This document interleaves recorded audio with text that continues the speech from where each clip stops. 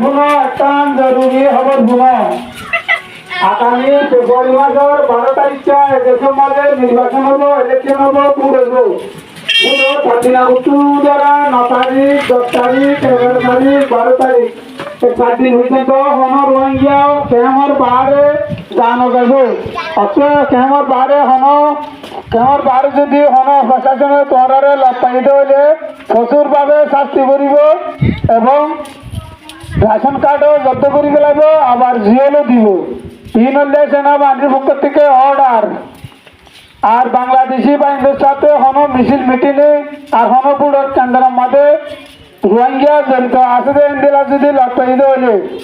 ইতার আরে প্রচুরভাবে সাজ করে ফেলাইব আর মরদ করে ফেলাইব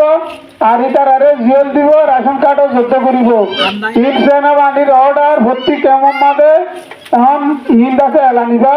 অর্ডার ইবা এলানিবা ভাবি চিটিবা চলে আমার তো মাথার মাঝে রাখা করিব